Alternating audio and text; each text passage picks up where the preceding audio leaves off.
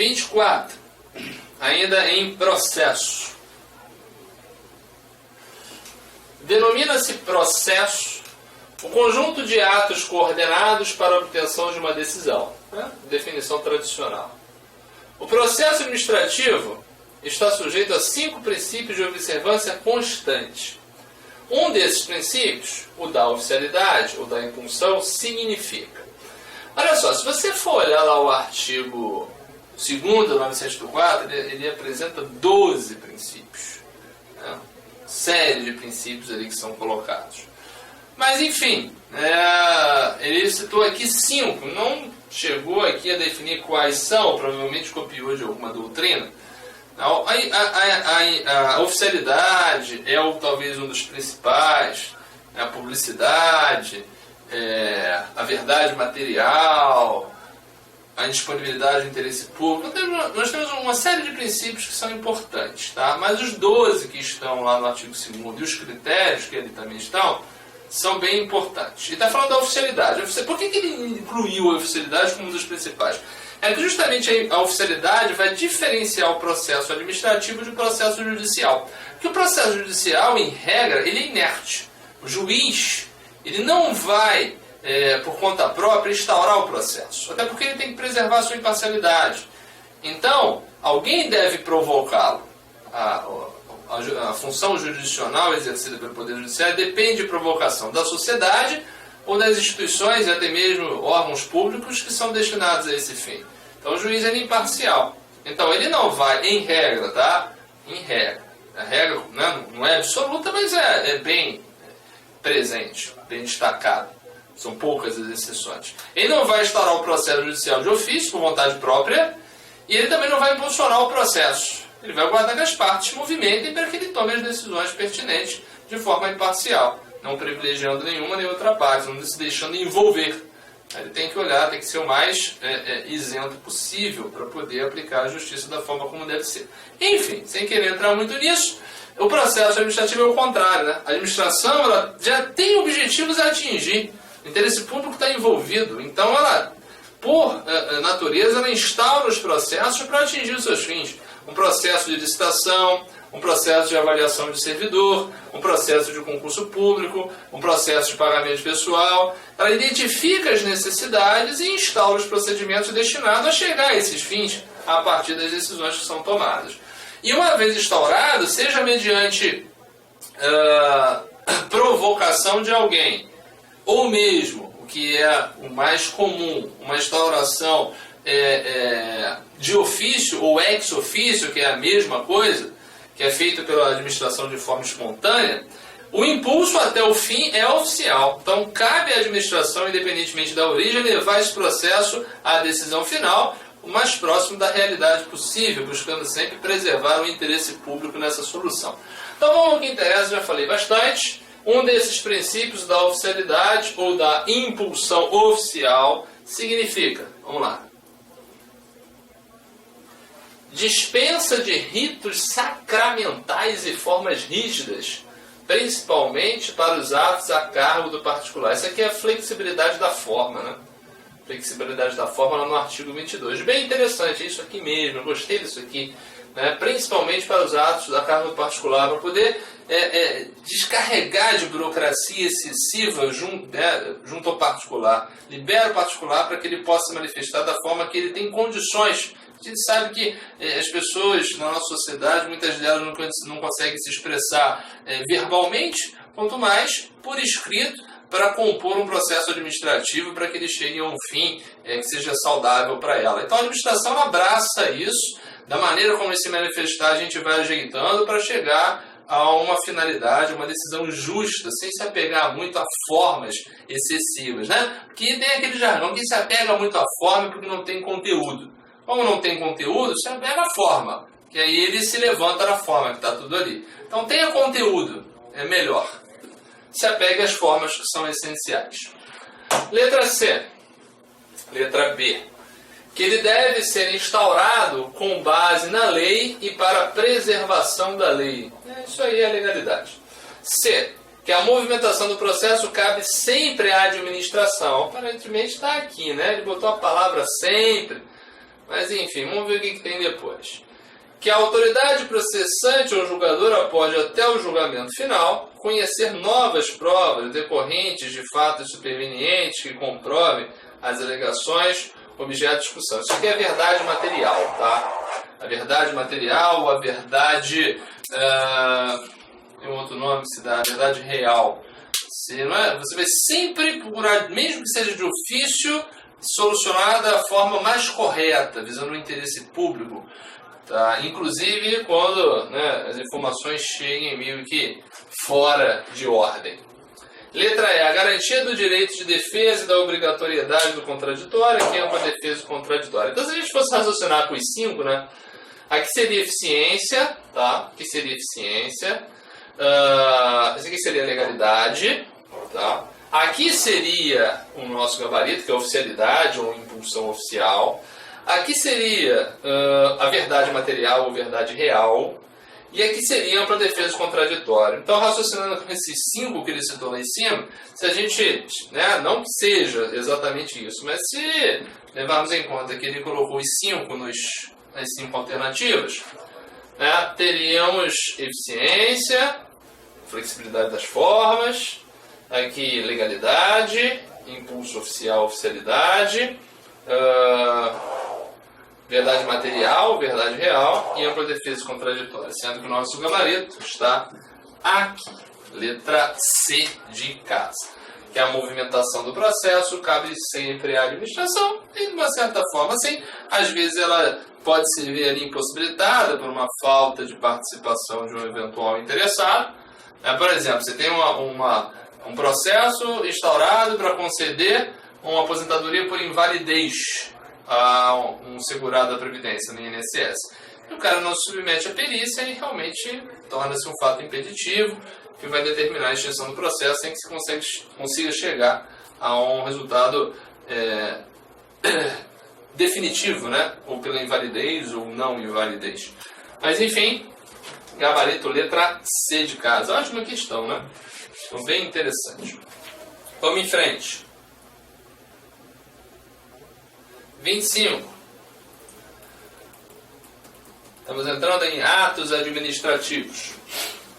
Os elementos do ato administrativo são as estruturas básicas que o integram e são considerados requisitos de validade do ato, de acordo com os principais elementos do ato administrativo: finalidade, forma, motivo, objeto, competência.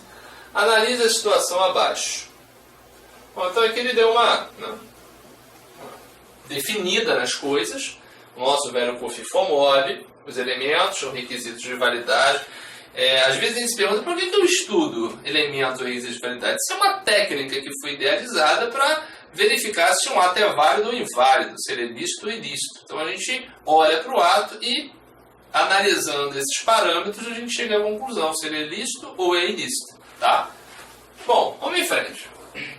O prefeito municipal baixou um decreto declarando um imóvel urbano de utilidade pública, desapropriando-o para construir uma escola, por necessidade de vagas da rede escolar. De acordo com os elementos do ato administrativo destacados, e observando a sequência em que aparecem no enunciado, correlacione-os à informação acima e marque a alternativa correta. Vamos lá.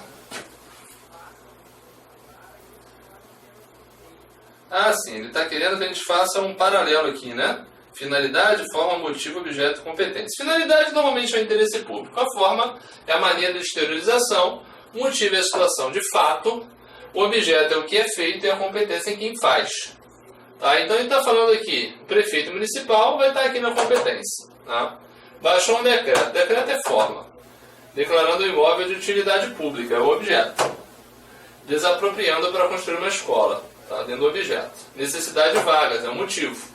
A razão é essa aqui, a situação de fato. Tá? E ficou faltando nada, Então vamos analisar aí. Boa questão, hein? Então ele quer primeiro finalidade, então vai dar interesse público, decreto, falta de vagas, declaração de utilidade e prefeito. Então, interesse público, decreto. Aqui está fora, vamos matando aqui, está fora. está fora e que está fora. Então vai ficar com letra A ou letra C. Interesse público, decreto, necessidade de vagas é o motivo, declaração de utilidade é o objeto. Tem que ver quem ele bota primeiro, né? Até me esqueci já. Finalidade, forma e motivo. Então, necessidade de vagas. Interesse público, decreto, necessidade de vagas, declaração de utilidade é o objeto e prefeito é a competência. Tá aqui. Ótima questão, né? Questão bem interessante. Aqui, ele inverteu o motivo com o objeto. O motivo está aqui e o objeto está aqui. Beleza. Perfeito? Questãozinha bem interessante. Gabarito letra A. Deixa eu apagar aqui para a gente seguir em frente. Então, lembrando, a competência, normalmente a gente fala por FIFO-MOB, né? A competência é o agente que tem atribuição legal para desenvolver a atividade. Finalidade, normalmente, é o interesse público. Né? Tem alguns contornos e tal, mas genericamente interesse público. Forma o mecanismo de exteriorização, né? O instrumento de exteriorização da vontade. Motiva a situação de fato e de direito que justifica, que sustenta a produção do ato, que às vezes deve ser externado em uma motivação e às vezes não precisa, pode ficar implícito. Tá? E o objeto é aquilo que surge efetivamente, modificando o cenário jurídico até então presente. É o ato em si. O ato em si é aquilo que a gente toma contato. 26. A respeito da revogação de um ato administrativo, assinale a resposta correta. Letra A. O ato administrativo é a supressão, a revogação, né? Revogação é a maneira de extinção de ato administrativo que está relacionado com a inconveniência e a não oportunidade do ato. Tá? Envolve sempre ato discricionário que foi produzido em determinado momento, que ele seria conveniente e oportuno, mas uma situação superveniente determinou que ele não fosse mais adequado aos fins da administração. Não que ele seja ilícito, porque se ele fosse ilícito, ele deveria ser objeto de anulação. Beleza? Mas vamos lá. Letra A. É a supressão de um ato administrativo legítimo e eficaz feito pelo Poder Judiciário. Errado, porque a revogação só pode ser implementada pela própria administração que produziu o ato. O agente que produziu, o órgão ou os superiores. Um mecanismo ali de revisão, fiscalização. Letra B. Pressupõe o vício de ilegalidade? Não, ilegalidade leva à anulação. Letra C. É sinônimo de anulação? Nada a ver. Né? Anulação já leva a nulidade, leva a anulação, é uma questão de ilegalidade. Letra D. Funda-se no poder discricionário do administrador. Perfeito, né? Perfeito. Por que poder discricionário? Porque o ato é legal, é lícito, tá ok, mas ele não serve mais aos fins da administração. Então envolve uma decisão de mérito, conveniência ou oportunidade sobre a manutenção ou não daquele ato. Lembra o seguinte, exigência de extintor de incêndio. Aquela história aí que recentemente foi modificada mais de uma vez pelo CONTRAN. Era exigir extintor, depois o extintor ficou mais complexo, tinha que comprar o mais caro e de repente não precisa mais. Enfim, conveniência e oportunidade. Não tinha nenhuma ilicitude naquilo ali. O que era conveniente e oportuno no momento deixou de ser em um momento logo subsequente. Tá? E é um mecanismo que só pode ser desenvolvido pela própria administração pública. Letra E. Impõe a revisão dos efeitos produzidos. Aí não, né? O que impõe a revisão dos efeitos produzidos é a anulação diante de uma ilicitude que tem os seus contornos, que deve ser visto com determinado cuidado.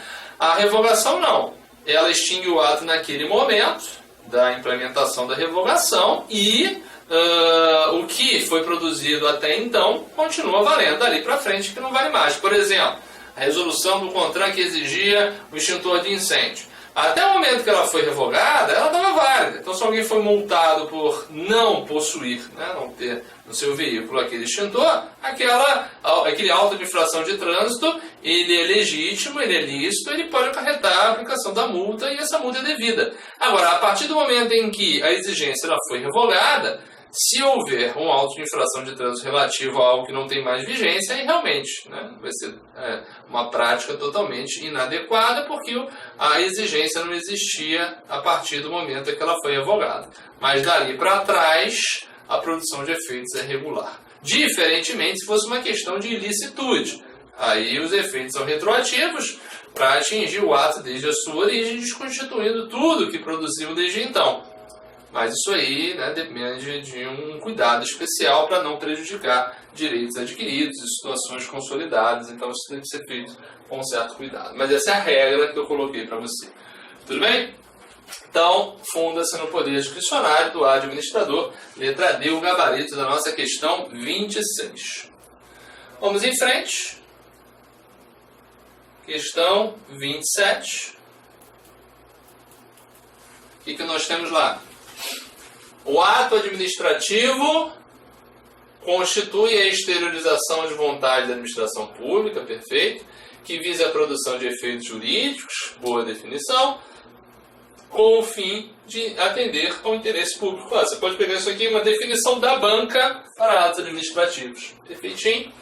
Sendo correto afirmar que... Bom, vamos lá, né? Ele está trabalhando um monte de coisa aqui, ao que me parece. Vamos uma a uma. Letra A.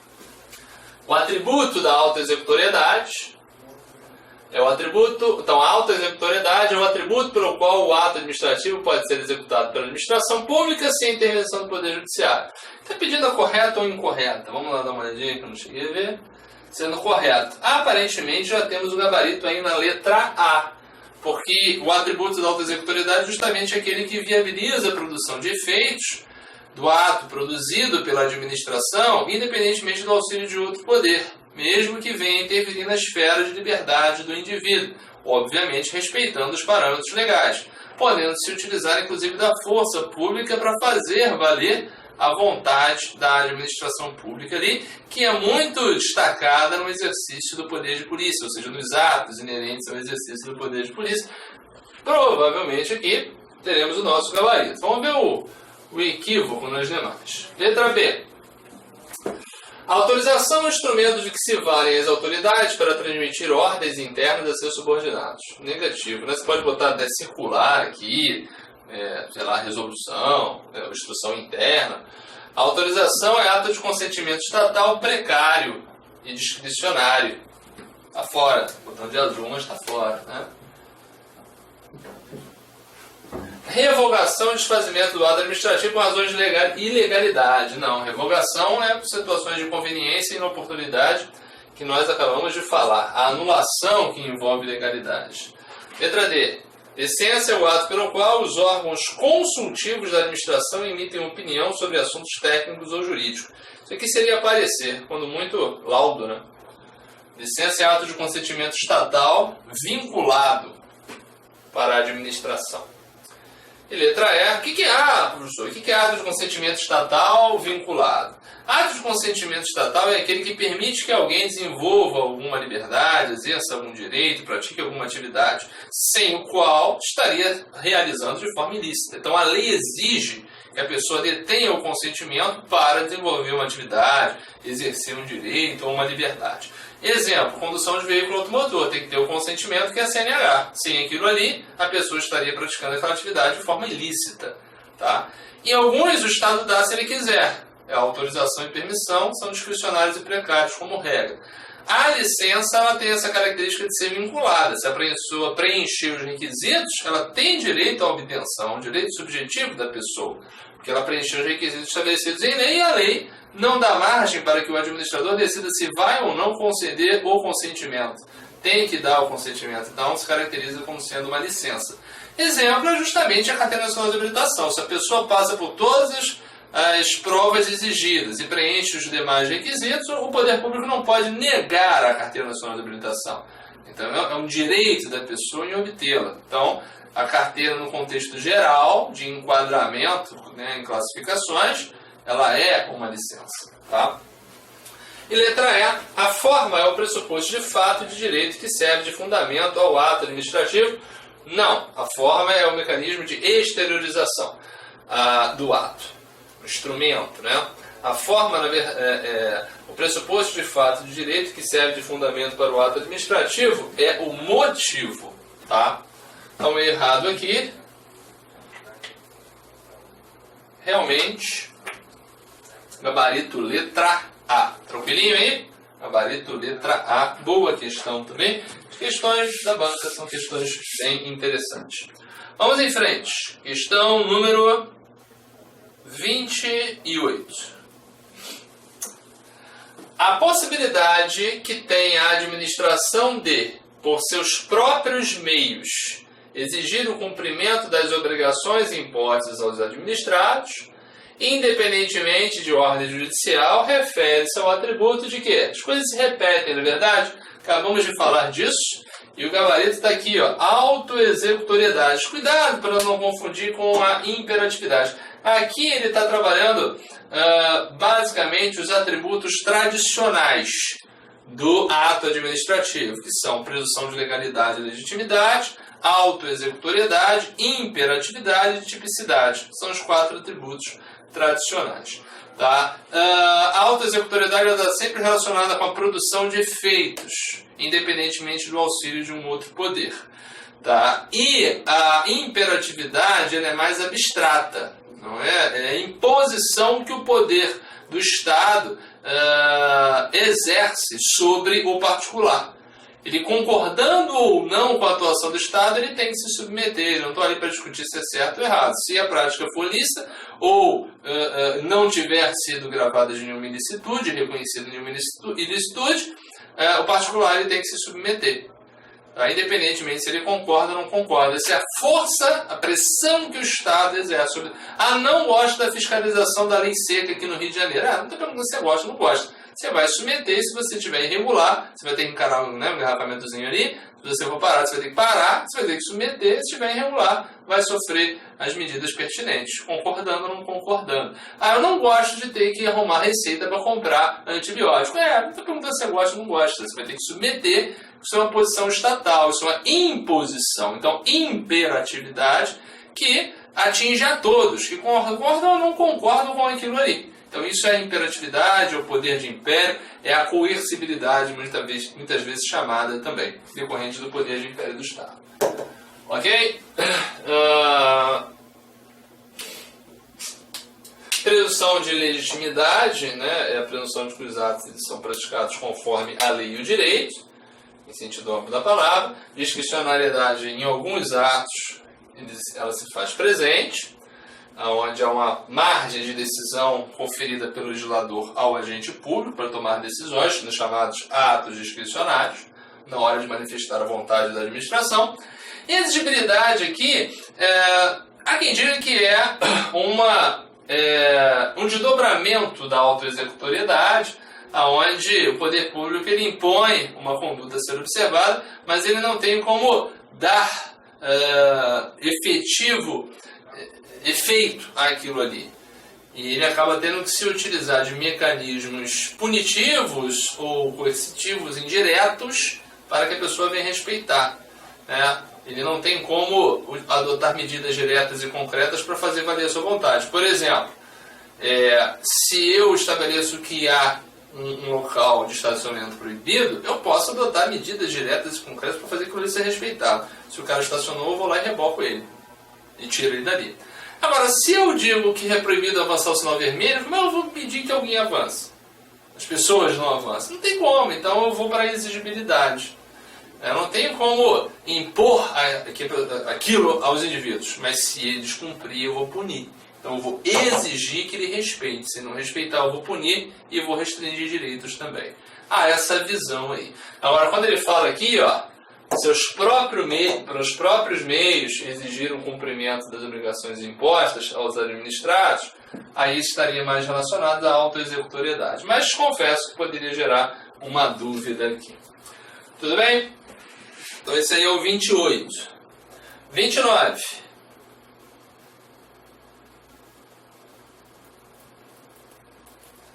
Ainda em atos administrativos.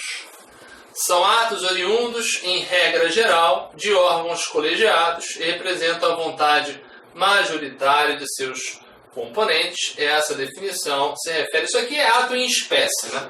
Você tem que estudar. Se você estudou atos administrativos comigo, vou ter uma relação lá bem completa de atos em espécie, suas respectivas definições. E a manifestação dos colegiados, em regra, ela é feita através da figura das resoluções. O que são colegiados? São aqueles órgãos integrados por mais de uma cabeça que decide, né? Onde nós temos ali não só uma autoridade que decide sozinha, mas um grupo de pessoas, que é o tal do colegiado, que vai decidir e deliberar sobre as matérias que são de competência daquele órgão colegiado. Então, um só não decide. Várias cabeças vão deliberar e decidir sobre os diversos temas. Então, exemplo clássico, tá, são os conselhos. Conselho Nacional de Trânsito, Conselho Nacional do Ministério Público, Conselho Nacional de Justiça, Conselho Nacional do Ambiente, as comissões, os tribunais administrativos, aonde um só não decide. Tá? Uma superintendência, a cabeça do superintendente resolve tudo. Num colegiado, não. Tá? E os atos que são típicos do colegiado são as resoluções. Beleza? O gabarito aí, letra A. Parecer, né? É o opinativo, né? Uma pessoa só, é o parecerista, deliberação, enfim, pode ser até de um colegiado, a instrução também e a licença. A licença é mais ato simples mesmo, de órgão simples, mas o tradicional ato de colegiado é a resolução. Beleza? Vamos em frente.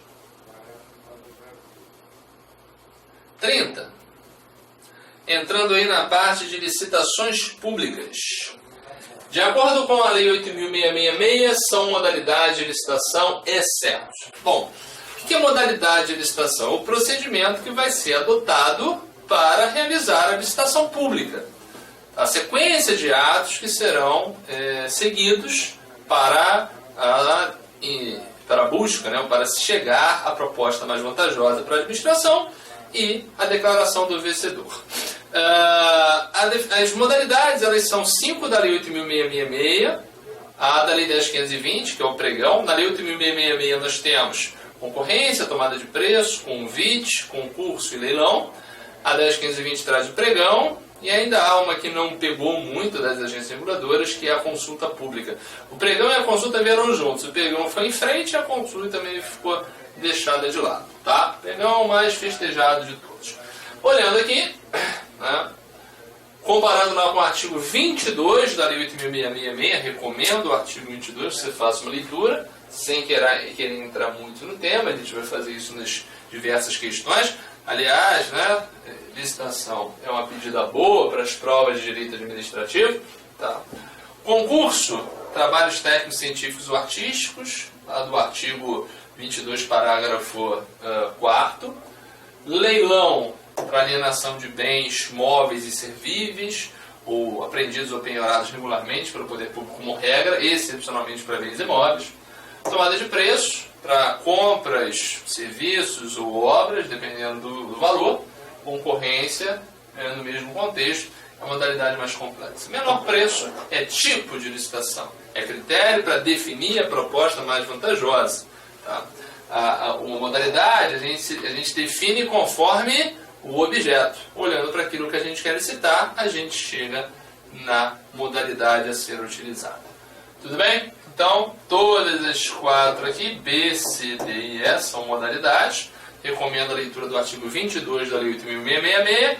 E menor preço, que vai estar lá no artigo 45, parágrafo 1º, envolve tipo de licitação e não modalidade. E tipo é o critério a ser utilizado para definir a proposta mais vantajosa.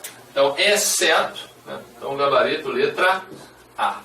Questão, para quem está bem preparado, a licitação, bem tranquila de responder. Introduzindo aqui, né, os temas de licitação pública pela primeira vez. Vamos em frente. Questão 31. A concorrência, definida lá no artigo 22, né, parágrafo 1º, também muito referida no 23, parágrafo 3º, como modalidade licitatória é obrigatória para Ou seja, em que circunstâncias que o procedimento denominado concorrência, que é o mais complexo, deve ser utilizado, ou seja, ela é obrigatória. Ela pode ser utilizada na maioria das vezes, principalmente para obras, serviços, serviços de engenharia e compras. Sempre ela pode ser utilizada, mas ela é obrigatória em certas circunstâncias. Vamos dar uma olhadinha aí nas nossas alternativas. Letra A. Obras e serviços de engenharia acima de 500 mil reais. Não, acima de 1.500.000 ela é obrigatória. Abaixo ela até pode ser utilizada, mas ela é obrigatória acima de 1.500.000. Você vai ver lá isso no artigo 23, salvo engano, inciso 1, na linha C. Salvo engano, confere lá, por favor. Letra B. Compras e serviços que não sejam de engenharia acima de 250 mil reais. Não, ela vai ser obrigatória acima de 650 mil. Você vai encontrar também lá no 23, inciso 2. Concessões de direito real de uso. Aqui está o nosso gabarito, que é a concessão, através de um contrato, para um particular, da utilização de um bem público com direito real de uso, porque você vai transmitir isso hereditariamente na forma do contrato que é celebrado. Então tem que ser concorrência na forma lá do 23, parágrafo 3º. Tá? Letra D. A venda de bens móveis avaliados, isolada ou globalmente, qualquer que seja o valor. Não, você pode utilizar o leilão para isso. Está autorizado lá no parágrafo 5º do artigo 22. Bens móveis, tá? Para imóveis, a regra é a concorrência. Tem exceção também que admite o leilão, lá do artigo 19, inciso 3, mas a concorrência é a regra para imóveis, mas leilão é a regra para móveis. Tudo bem? E letra E, compra e alienação de qualquer bem imóvel, independentemente do seu valor. Compra sim, quando não é causa de licitação dispensável. Agora, alienação não. A alienação ela pode ser feita por meio de leilão, em situações excepcionais, onde o imóvel veio ao patrimônio público por dação em pagamento ou procedimento judicial. Ou seja, o poder público não queria aquele imóvel, não serve para nada, em tese, e não tem uma destinação clara de interesse público ali presente, mas ele foi entregue por um devedor, pela via judicial ou mesmo voluntariamente em um processo administrativo de dação em pagamento, normalmente relativo a tributos. Tá? Então é possível utilizar o leilão. Não que seja obrigatório, pode utilizar a concorrência também. Peço que você dê uma olhada lá no artigo 19, inciso 3, da nossa Lei 8.666 de 93. Tá? Então quando ele bota aqui, ó, compra e alienação de qualquer bem imóvel, eu até oriento que você olhe lá o 23, parágrafo 3º, que a ressalva já está ali presente. Então, realmente, o gabarito firmado aqui na letra C de casa. Beleza?